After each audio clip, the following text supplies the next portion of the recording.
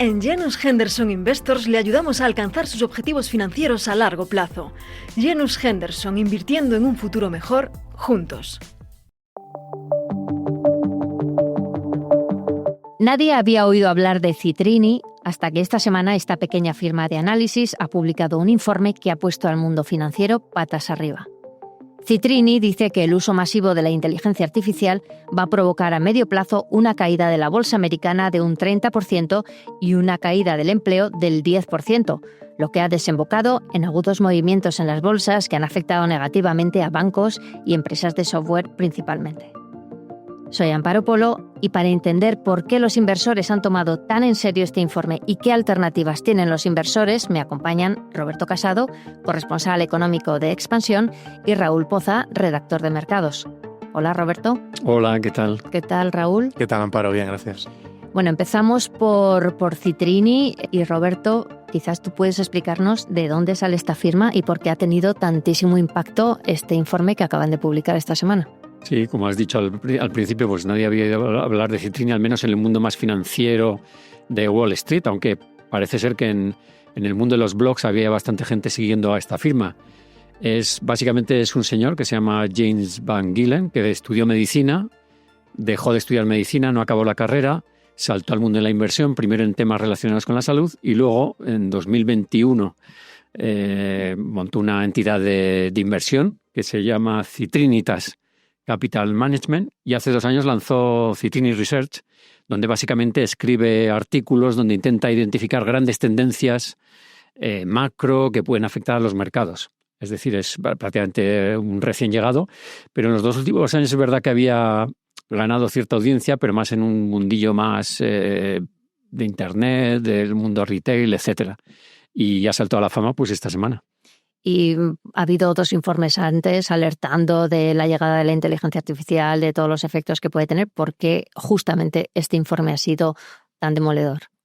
El informe ha tocado una fibra, es decir, habla de un tema que ya en el mercado empezaba a preocupar, que es cómo la inteligencia artificial va a afectar a lo que es el conjunto de la economía y sobre todo al empleo, y si va a crear una gran destrucción de empresas, de empleo, y cómo eso puede llevar a consecuencias muy negativas para el conjunto de la economía, de los ciudadanos, con escenarios catastrofistas. Lo que hace Citrini es poner números a ese miedo. Lo hace la verdad es que sin ningún tipo de base económica, sin ningún modelo, no es que haya metido inversiones en IA, calcula la productividad, de ahí le sale tantos empleos, sino que básicamente es un artículo, casi una novela, es orwelliana, ¿no? Se sitúa en junio de 2028 y dice eso, que el paro en Estados Unidos está en el 10% frente al 4% actual, lo cual supone muchos millones de gente al paro. Habla de que el índice Standard & Poor's estará a 5.000 puntos, cuando ahora está a 7.000, y comenta eso, que habrá muchas empresas que se vayan al garete, que incluso va a haber problemas para pagar las hipotecas, que es lo que ha hecho al final, que no solo caigan en bolsa empresas de software, de servicios, que se pueden ver afectadas por la llegada de la IA, sino también incluso los bancos, porque realmente la gente ha dicho, igual la gente no va a poder pagar las hipotecas en los próximos años. La cuestión es por qué esto de repente ha afectado tanto al mercado, que si quieres lo comentamos luego. Muy bien. Oye, y hasta la Casa Blanca ha reaccionado, quiero decir, el impacto ha sido realmente profundo. Sí, no se habla de otra cosa, no solo los bancos de negocios, sino uno de los principales economistas del Consejo Asesor de la Casa Blanca ha calificado este informe de ciencia ficción. Hay que tener en cuenta que justo ha llegado este informe cuando Donald Trump hizo el discurso sobre el Estado de la Nación, afirmando que la economía americana nunca ha estado tan bien y que esto va a ser un boom, etcétera. Entonces, prácticamente era casi una contradicción con lo que está vendiendo Trump, el que salga alguien diciendo, ojo, que de aquí a junio de 2028, es decir, prácticamente 2 años, cuando Trump todavía está en el poder, pues prácticamente va a haber una hecatombe. ¿Y qué posibilidades hay de que este informe sea real? Que es la pregunta que todos los inversores se están haciendo, ¿no? Mientras están sacando su dinero de bolsa y viendo dónde la pueden colocar, que es de lo que luego vamos a hablar con Raúl, básicamente. Sí, el propio informe dice que es un escenario, que no es una predicción exacta, esto es lo que va a pasar. Y luego que vaya a pasar todo esto en prácticamente 1 año, 1 año y medio, pues parece muy, muy complicado. Yo creo que al final identifica es una preocupación que hay en el mercado, es decir, igual que en su día pues la agricultura y la ganadería sufrió un gran cambio, luego lo sufrió la industria cuando se robotizó, ahora parece que lo que llega es un gran cambio en el mundo de los servicios, las oficinas, etcétera, ¿no? Con esto de la inteligencia artificial. Yo no creo que vaya a ser ni tan a corto plazo ni tan dramático y al final seguramente habrá, es verdad que hay cosas y funciones que las va a poder sustituir la IA, pero vamos, esperemos porque si no estamos todos un poco abocados al desastre. Luego la cuestión es que el mercado, algo raro sucedió porque la verdad es que el informe salió el fin de semana y el mercado reaccionó ya el lunes a mediodía. Es decir, que hubo unas horas en las que la gente estaba más pendiente de Trump, de sus aranceles, de si los iba a reimplantar, etcétera, tras la sentencia del Supremo. Y de repente a mediodía empezó a desplomarse el mercado y yo no sé si fue causa-efecto o efecto-causa. La gente dijo, no, ha sido por lo de Citrini. Entonces ahí no sé si es que la gente buscó por qué estarán cayendo. IBM, por ejemplo, cayó un 13% el lunes. Entonces yo no sé si la gente fue por el informe Citrini o que alguien empezó a ver caer y dijo, bueno, debe ser por esto. Muy bien. Bueno, ante estas tremendas malas noticias, ¿no? Potenciales malas noticias, ¿qué están haciendo los inversores y dónde podemos refugiarnos? Pues hay dos aspectos curiosos, porque más allá de una recogida de beneficios, lo que podría suponer incrementar la liquidez en carteras, hay datos de BlackRock, de Barclays, de Morningstar, que muestran cómo sí que hay alto movimiento en los flujos de fondos de inversión. La industria de los ETF, por ejemplo, ha arrancado el año con flujo récord, después de haber acabado ya 2025 con flujo récord. Entonces lo que están detectando es una rotación de carteras en las cuales sí que está habiendo unos ganadores claros. Porque lo que decía Roberto, al final se está vendiendo todo. Es decir, se está vendiendo hasta, digamos, los facilitadores de la inteligencia artificial o los desarrolladores o las empresas que se necesitan para desarrollarla, como pueden ser simplemente los fabricantes de chips para ella, también cayeron en bolsa. Entonces, bueno, está habiendo una rotación a lo que las firmas de inversión están empezando a llamar activos tangibles o empresas que de verdad tengan un negocio que puedas tocar, por decirlo de alguna manera. Y Europa parece que está siendo la gran protagonista de esta rotación. Y si bajamos un poco más a valores concretos, sí. ¿De qué valores estamos hablando que ahora todas estas firmas están recomendando? Pues lo primero, se está viendo muy, muy claro más que en valores, en sectores. Sobre todo, ya te digo, en Europa. Sectores que se han clasificado siempre como defensivos o con altos dividendos o con negocios muy previsibles, como pueden ser las telecomunicaciones, el consumo básico, los recursos básicos, alimentación, energía, servicios públicos. Y bueno, ya hay firmas de inversión, bancos de inversión que comienzan a lanzar sus propias cestas de valores, ¿no?, para adaptarte a esta situación y la bolsa española es una de las protagonistas en esta rotación de carteras. También ha habido varios informes hablando de valores concretos, por ejemplo el de Goldman Sachs. Exactamente. Goldman Sachs detecta unos posibles, más que ganadores, que pueden recibir, ¿no?, esos flujos de inversión. Y nombra hasta 10 empresas españolas, no quiero dejarme ninguna, prefiero leerlas, ¿no? Acciona, Repsol, AENA, Telefónica, Celnex, IAG, Endesa, Iberdrola, Redella y Naturgy. Pero bueno, Goldman Sachs no es la única. Hablábamos recientemente en Expansión, entrevistamos a responsable de renta variable de Amundi, que es la mayor gestora por activos de Europa, y veía recorrido en la bolsa española, creía que cotizaba cree que cotiza con descuento respecto al resto de Europa, y precisamente se fija en ese tipo de valores, en ese tipo de sectores, alejándose un poco de la banca. No es que vaya a ir mal ni esté mal, pero bueno, que sí que hay oportunidades pues en valores un poco más cíclicos, más industriales, en energía. O sea, que hay más voces más allá de Goldman Sachs que hablan de la bolsa española. Uh-huh. ¿Y es posible que los inversores vuelvan ahora su mirada a todos estos valores que habían estado? Hombre, siempre tienen un dividendo atractivo, que siempre es interesante, pero es posible que realmente se alejen de todas estas empresas de software, de inteligencia artificial, y se refugien en este tipo de valores que parecían como más viejunos, ¿no? Sí, lo de la vieja economía, la decía, ¿no? Que esto no... Negocios que se pueden tocar, ¿no? Sí. Negocios que se pueden tocar. Exacto, que ahora vuelve a estar de moda. Aquí porque en el mundo de tecnología sigue habiendo algunos sectores que gustan, ¿no?, a los inversores, por lo que es un poco la infraestructura tecnológica, es decir, los que van a hacer los chips, los centros de datos, etcétera. Eso todavía gusta. Lo que no gusta es la gente que está en medio, ¿no? Todo lo que son el software, por ejemplo, ¿no? Los que llevan las aplicaciones luego a las empresas o a los clientes finales. Entonces está por un lado ese lado y luego eso, la vieja economía que vuelve a estar de moda. Básicamente todos los que van a proveer de energía a los centros de datos, los que van a construir las nuevas instalaciones, las infraestructuras, etcétera, ¿no? Es un poco las mineras lo que se va a hacer falta. Sí. Se ve muy claro en las mineras, en todas las compañías dedicadas al cobre, que es fundamental tanto para el desarrollo de la inteligencia artificial como para la transición energética.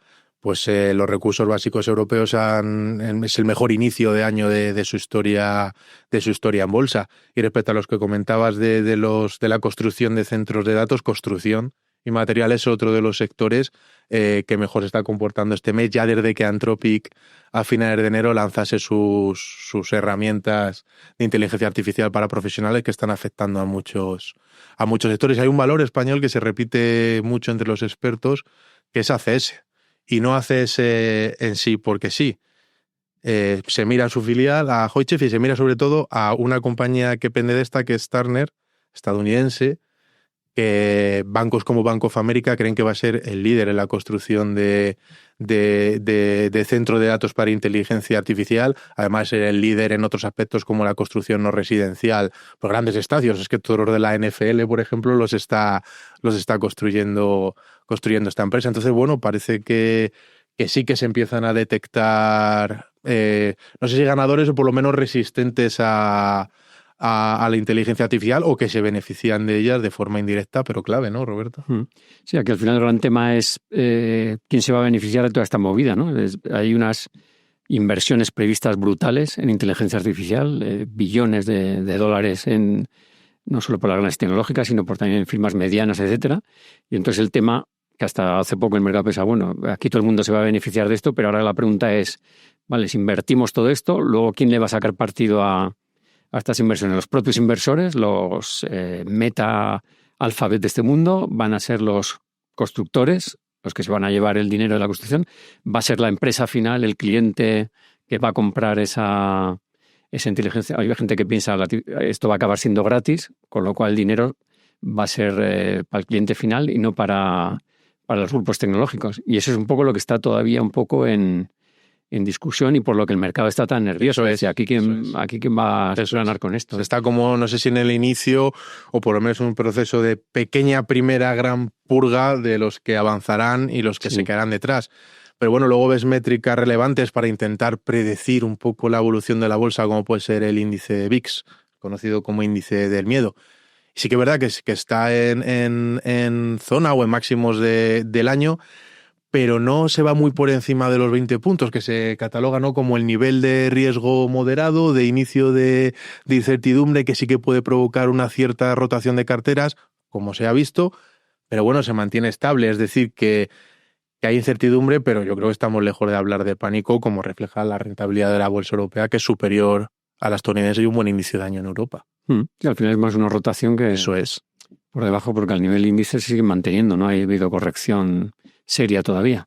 Es que se iba a decir, ¿no?, mucho pánico y mucha huida de inversores a raíz del informe Citrini, pero resulta que el IBEX, estamos otra vez en zona de máximos y estamos ahora en 18.300 y camino potencialmente de los 20.000. ¿Esto cómo se explica? ¿O es que en España no le hemos hecho ni caso al informe Citrini? Primero parece que aquí va un poco por detrás todo el desarrollo de la inteligencia artificial, con lo que todavía estamos esperando.